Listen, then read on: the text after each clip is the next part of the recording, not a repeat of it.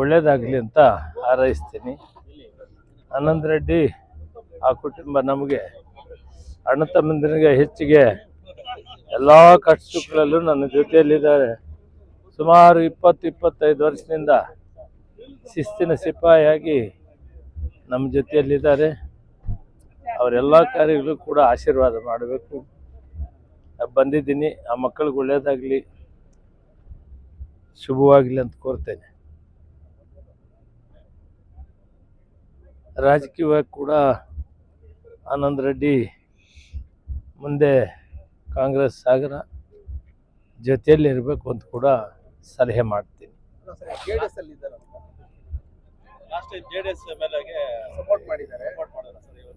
ಕಾಂಗ್ರೆಸ್ ಅವರು ಬಿಜೆಪಿಗೆ ಹೋದಂಗೆ ಇವರು ಏನೋ ಕೋಪ ಮಾಡ್ಕೊಂಡು ಹೋಗಿದ್ರು, ಅದಕ್ಕೆ ಮತ್ತೆ ಮನೆಗೆ ವಾಪಸ್ ಬಂದಿದ್ರು.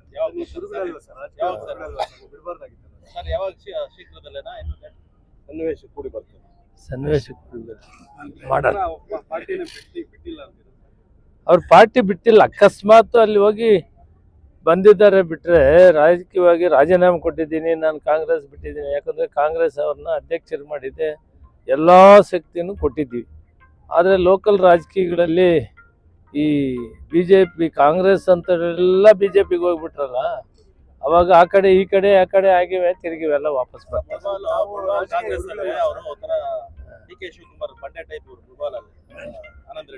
ಡಿ ಕೆ ಶಿವಕುಮಾರ್ ಹೇಳಿದ್ದಾರೆ ಅವ್ರಿಗೆ, ಪಕ್ಷದ ಕಟ್ಟಬೇಕು ಮತ್ತು ನಿನಗೆ ಜವಾಬ್ದಾರಿ ಇದೆ, ನೀನೆಲ್ಲ ಅನುಕೂಲವಾಗಿದೆಯಾ, ಆಫೀಸ್ ಕಟ್ಟಬೇಕು ಕಾಂಗ್ರೆಸ್ ಅಂತೇಳಿ ಕೂಡ ಹೇಳಿದ್ದಾರೆ. ಆ ಕಾಲ ಸನ್ನಿಹಿತವಾಗ್ತಾ ಇದೆ.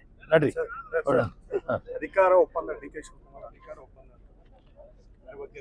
ನಿನ್ನೆ ಶಿವಕುಮಾರ್ ಹೇಳಿರೋದೆಲ್ಲ ಕರೆಕ್ಟ್ ಆಗದೆ, ನಾನು ನಿನ್ನೇನು ಕೇಳ್ಬೇಕು. ನಡಿ ಆಮೇಲೆ ಸಿಎಂ ರೇಸ್ ಅಲ್ಲಿ ಇದ್ರಲ್ಲ ಸರ್ ತಾವು.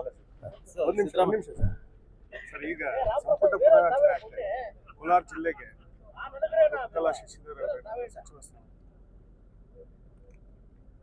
ಪುನರಚನೆ ಇನ್ನ ಇಲ್ಲ ಅಂತ ಮುಖ್ಯಮಂತ್ರಿಗಳು ಹೇಳಿದ್ದಾರೆ. ನಡಿ ಇಡೀ ಕರ್ನಾಟಕದಲ್ಲಿ ಬಿಜೆಪಿಯವರು ಅತಿ ಶೀಘ್ರವಾಗಿ ಅಧಿಕಾರಕ್ಕೆ ಬರಬೇಕು ಅಂತಿದ್ದಾರೆ. 136 ಜನಕ್ಕೆ ತಿರ್ಗಾ 138ಕ್ಕೆ ಹೋಗಿದ್ದೀವಿ.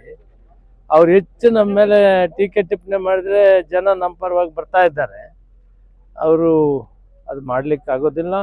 ನಮಗೆ ಮೆಜಾರಿಟಿ ಕೊಟ್ಟಿದ್ದಾರೆ, ಆ ಜನರ ಕೆಲಸಗಳನ್ನು ಮಾಡಿದ್ದೀವಿ, ಕೊಟ್ಟಂಥ ಮಾತು ನಿಲ್ಲಿಸ್ಕೊಂಡಿದ್ದೀವಿ, ಗ್ಯಾರಂಟಿಗಳನ್ನು ಕೊಟ್ಟಿದ್ದೇವೆ, ನುಡಿದಂತೆ ನಡೆದಿದ್ದಾರೆ ಮುಖ್ಯಮಂತ್ರಿಗಳು ಮತ್ತು ನಮ್ಮ ಉಪಮುಖ್ಯಮಂತ್ರಿಗಳು. ಆದ್ದರಿಂದ ಜನ ನಮ್ಮ ಜೊತೆಯಲ್ಲಿದ್ದಾರೆ.